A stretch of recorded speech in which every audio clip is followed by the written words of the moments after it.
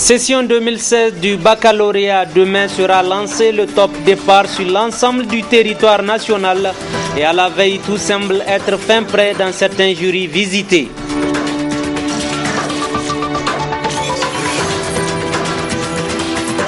Le championnat national interligue de la lutte sera couplé à la coupe Cocoa d'Hertel. Annonce a été faite ce matin au cours d'une conférence de presse conjointe. Monsieur, dames, très ravi de vous savoir nombreux. Bonsoir et bienvenue à ce 19h45 sur la télévision Labari. À l'instant, je vous l'annonçais dans les titres qu'à jour J-1, ce dimanche pour le début des épreuves écrites de la session 2016 du baccalauréat qui sera officiellement lancé demain lundi 11 juillet 2016 sur l'ensemble du territoire national. C'est donc la dernière ligne droite par rapport aux préparatifs et à la veille de cet examen. Une de nos équipes a fait le tour dans quelques-uns des centres d'examen de Niamey. Le reportage est signé Aboubakar Souley et Michel Deji. Il ne reste plus que quelques heures pour le début des épreuves et chaque candidat veille à ce qu'il trouve son nom sur les listes affichées. J'ai la salle, voilà le nom. Voilà, c'est ça, 25 894, Ali Aman Ismaël. Je suis toujours optimiste, je fais le bac 3 fois maintenant. Bon, c'est le 3e comme ça. Oui. Je compte admettre, c'est vraiment une réussite pour moi si je peux savoir le bac cette année. J'ai vu mon nom, c'est Jury 4. La salle, c'est là. Salle 2. Je veux qu'il corrige bien nos copies comme on le veut d'ailleurs, de ne pas faire la corruption. Ça m'a beaucoup plu de voir mon nom. Nous sommes tous prêts à affronter les épreuves. Je souhaite bonne chance à tous les camarades. Selon les responsables des différents jurys sillonnés, tout est fin prêt en termes de ressources humaines et matérielles pour un bon déroulement de cet examen. La réunion des membres du jury a eu lieu ce matin. Donc, nous avons calé les fréquences. Il ne reste que le démarrage des épreuves demain matin s'il plaît à Dieu. Tout le matériel est disponible. Le secrétariat est au complet. Les correcteurs aussi sont tous là. Nous n'avons pas enregistré d'absents. Et je crois que dans l'ensemble, les choses se passent bien. Tout est fin prêt. Nous n'attendons que le démarrage des épreuves demain. Les candidats n'ont qu'à garder leur sérénité, puis affronter les épreuves sans se stresser. Et je leur souhaite bonne chance. Les enveloppes seront ouvertes devant les candidats en salle. Les épreuves sont encore au service des examens du baccalauréat pour ceux qui sont à Niamey. C'est seulement ceux qui sont à l'intérieur qui sont partis avec leurs épreuves. Mais nous qui sommes à Niamey, nous n'avons pas encore leurs épreuves. C'est vers 18h même peut-être qu'on va aller les chercher. Et dans ce temps-là, il y aura les forces de l'ordre ici au niveau des centres, donc qui vont garder les lieux pour que personne ne puisse accéder aux épreuves jusqu'à l'arrivée des candidats demain matin. Et tous les candidats sont au courant. Avant même que les examens, il y a eu des missions du service des examens du baccalauréat dans tout le pays qui ont expliqué aux candidats que les portables sont strictement interdits. Les calculatrices, pour des matières qui demandent des calculatrices, seront autorisées, mais pas des calculatrices programmables. C'est des calculatrices scientifiques simples qu'ils peuvent utiliser. Par exemple, pour en mathématiques, ils peuvent avoir besoin de calculatrices. Là, ça sera autorisé. Mais les téléphones portables, c'est strictement interdit. Le conseil que je veux donner aux candidats, c'est que chacun compte sur soi-même. Il ne faut pas chercher à faire de la fraude. Ça ne mène à rien du tout. Ça va amener peut-être le candidat même en prison. Donc il faut que chacun compte sur lui-même et qu'il compte sur Dieu. Il faut travailler honnêtement. Tout celui qui a préparé le bac honnêtement, il n'y a pas de raison qu'il ne réussisse pas. C'est avec l'épreuve de français que va débuter ce lundi 11 juillet cette session 2016 du baccalauréat sur l'ensemble du territoire national. Il ne reste plus qu'à souhaiter bonne chance aux candidats et candidates à la session 2016 de ce tout premier diplôme universitaire qu'est le bac. Passons à toute autre chose dans cette édition avec le président et le directeur technique national de la Fédération nigérienne de lutte traditionnelle qui ont conjointement animé ce matin une conférence de presse. Objectif, informer l'opinion nationale du coup d'envoi dès la fin de ce mois du championnat national Interligue qui sera couplé à la Coupe Cocoa. Le compte rendu est signé Ibrahim Abdou Tikiré et Sadou Doumi. Déterminés à animer les arènes pendant toute l'année, les responsables de la Fédération nigérienne de lutte traditionnelle multiplient les initiatives.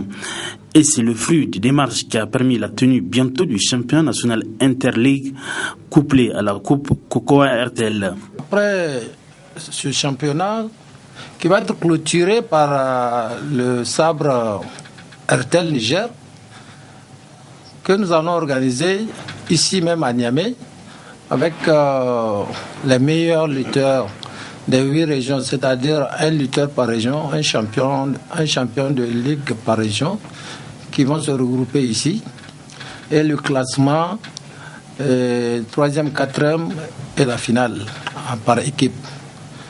Et le prix, c'est un gros lot parce qu'après le sabre national, c'est le prix d'RTL Niger qui vient en 2e position, qui va être de 5 millions pour le champion.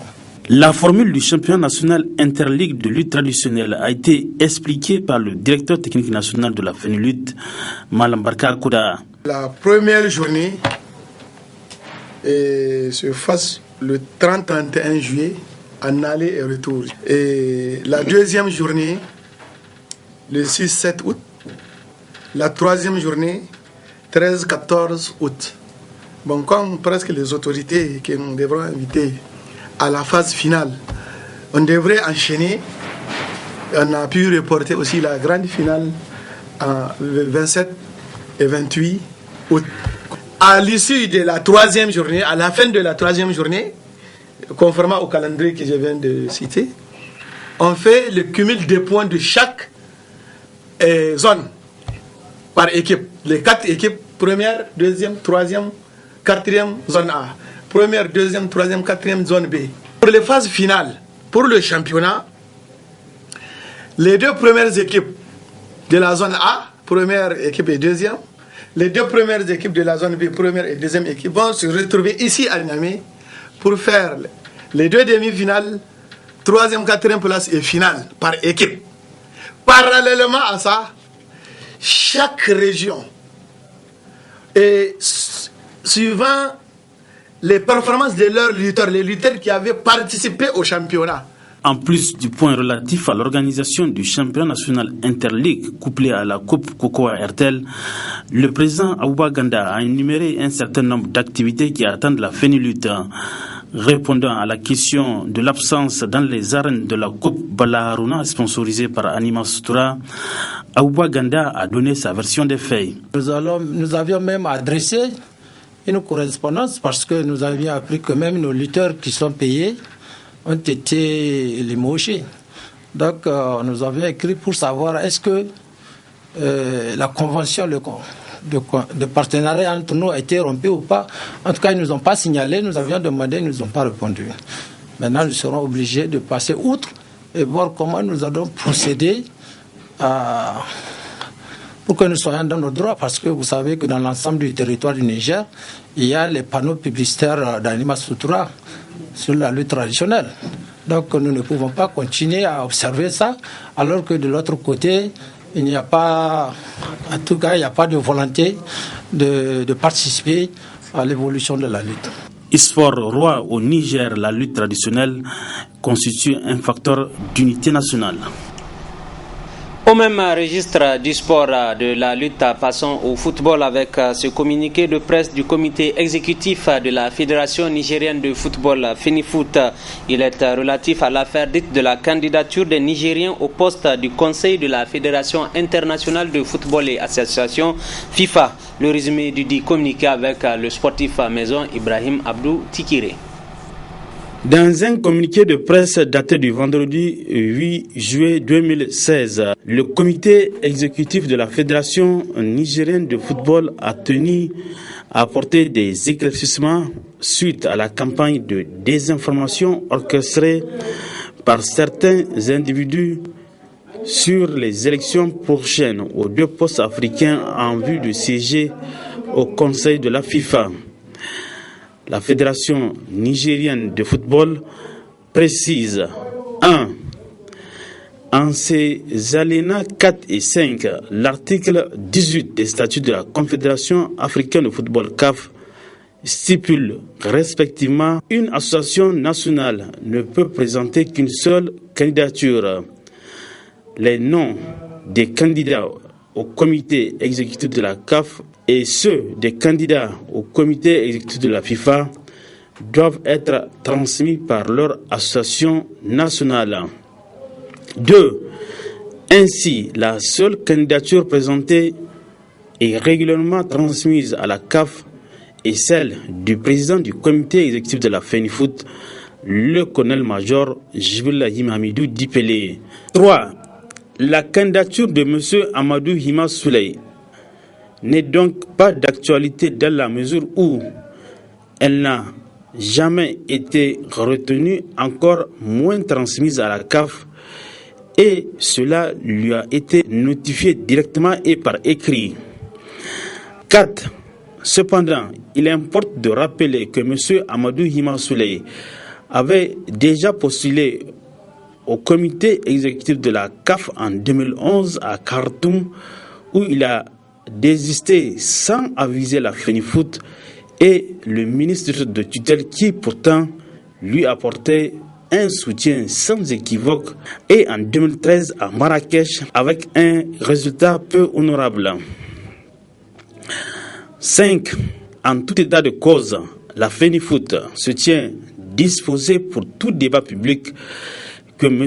Amadou Hima Souley en vue d'édifier plus amplement les Nigériens sur ce sujet. Et enfin, 6. Dans leur cabale d'intoxication, les auteurs tentent de donner une connotation politique à cette situation qui n'est autre que footballistique, en cherchant encore une fois de plus à opposer la fédération à l'État à travers le ministère de tutelle. La FENIFOOT tient à rappeler que son président, en tant qu'un officier supérieur de l'armée nigérienne, est un serviteur dévoué de l'État. La FENIFOOT témoigne de tout l'accompagnement de l'État dont le football nigérien a bénéficié. La FENIFOOT demande aux uns et aux autres de ramener le débat dans un cadre purement sportif. Fait à Niamey le vendredi 8 juillet 2016, signé le colonel-major Djibrilahi Mahamidou Dipele, président de la FENIFOOT. En somme, c'est de terminer sur cette affaire de candidature au poste du Conseil de la FIFA. Le colonel-major Pelé est le seul candidat officiel du Niger à ce poste. Il ne reste plus qu'à l'accompagner par les prières afin qu'il accède à cette instance de la FIFA pour le bonheur du football africain en général et nigérien en particulier.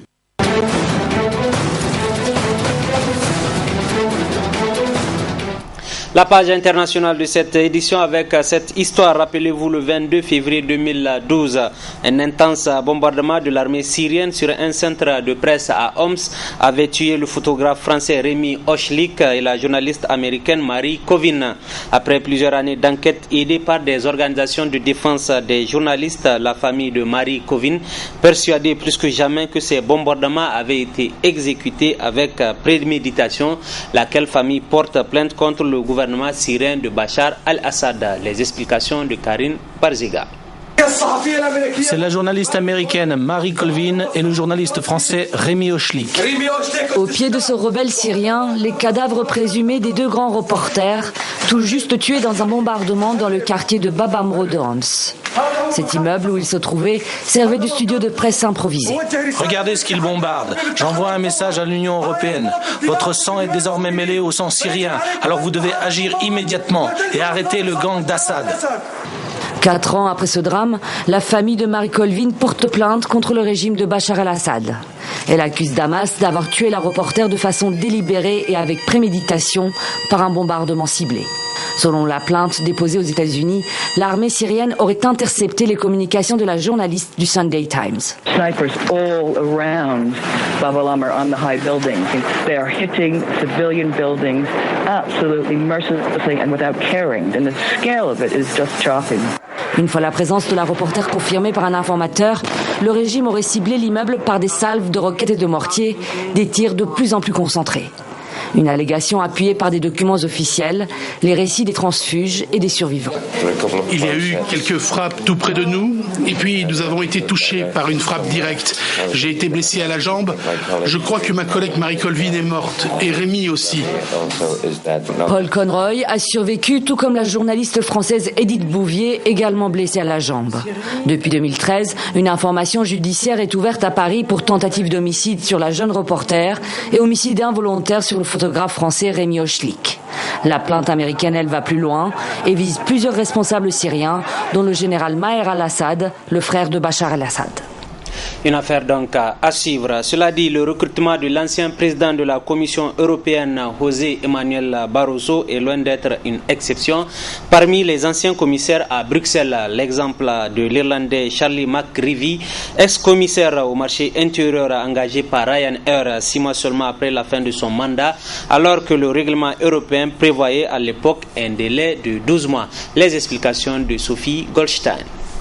Parmi les commissaires indélicats, mention spéciale à Charlie McGreevy. Démissionnaire en février 2010 de son poste du marché intérieur, cet Irlandais rejoignait un hedge fund, un fonds spéculatif, en octobre de la même année.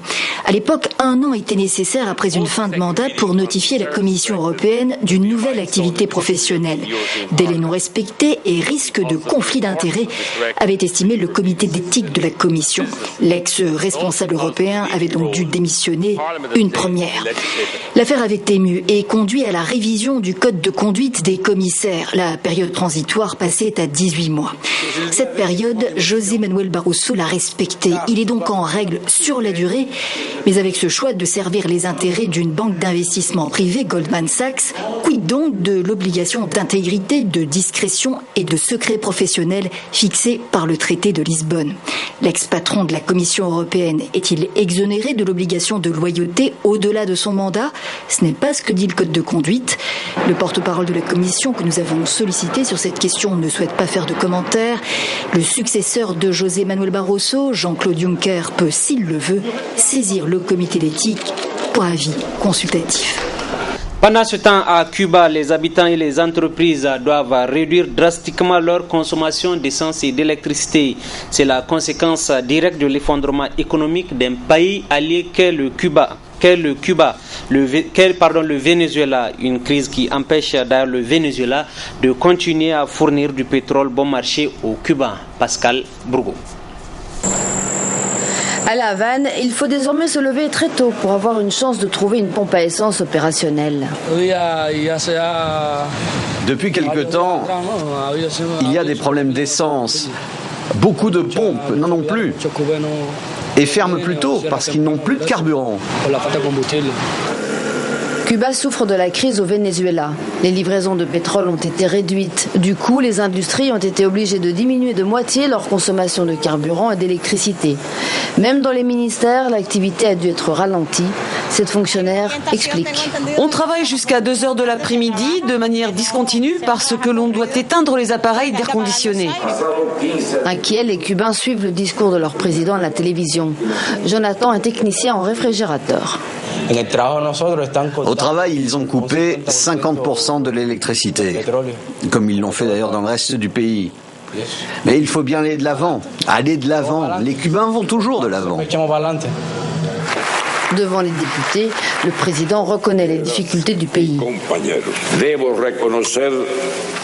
Je dois reconnaître qu'il y a eu certains retards dans les paiements aux fournisseurs, mais je souhaite rassurer quant à la ferme volonté du gouvernement d'honorer les dettes dues.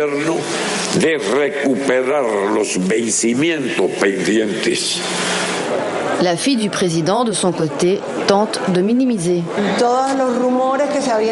Toutes ces rumeurs concernant les pannes et le fait de se serrer la ceinture, rien de tout ça. Au contraire, vous voyez, on a organisé les priorités pour le développement. Dans certains milieux, manifestement, pas de souci d'électricité. En revanche, les cinémas n'ouvrent plus que 4 jours par semaine, en fin d'après-midi seulement.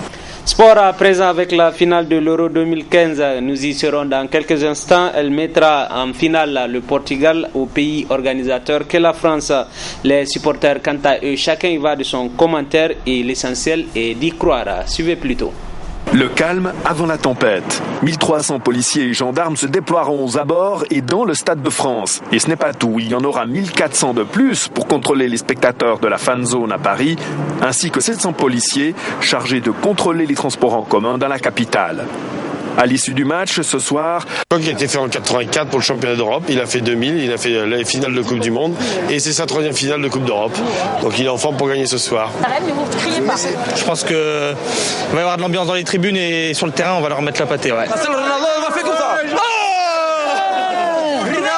On va gagner 2-0 du but de Ronaldo.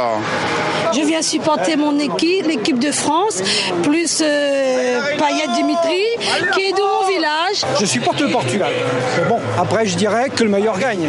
Hein, on est là avant tout pour faire la fête. Quelle forte dose d'optimisme de part et d'autre de ses supporters, aussi bien du Portugal que la France. Toujours en France, où c'est un imposant dispositif sécuritaire qui a été mis en place, et ce, quelle que soit l'issue de la finale de cette Euro 2016, et ce, surtout aussi à 4 jours de la célébration de la fête du 14 juillet.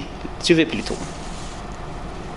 Le calme avant la tempête. 1300 policiers et gendarmes se déploieront aux abords et dans le Stade de France. Et ce n'est pas tout, il y en aura 1400 de plus pour contrôler les spectateurs de la fan zone à Paris, ainsi que 700 policiers chargés de contrôler les transports en commun dans la capitale. À l'issue du match, ce soir, toutes ces forces seront transférées ensuite vers d'autres endroits dans la ville, et cela pour une bonne partie de la nuit. En cas de victoire des tricolores, en revanche, la préfecture de police a fait savoir qu'elle n'autoriserait pas, comme lors de la victoire des Français en Coupe du Monde en 98, que le bus des joueurs victorieux défile demain lundi sur les Champs-Élysées. La sécurité passe avant tout et gérer une si grande foule massée le long de la Grande Avenue devient presque mission impossible. En plus, certaines barrières sont déjà en place pour les préparatifs d'un autre grand événement, les célébrations de 4 jours du 14 juillet. Voilà, que le meilleur gagne. Ce sont sur ces images d'effervescence de la finale de l'Euro 2016 que se referme cette édition.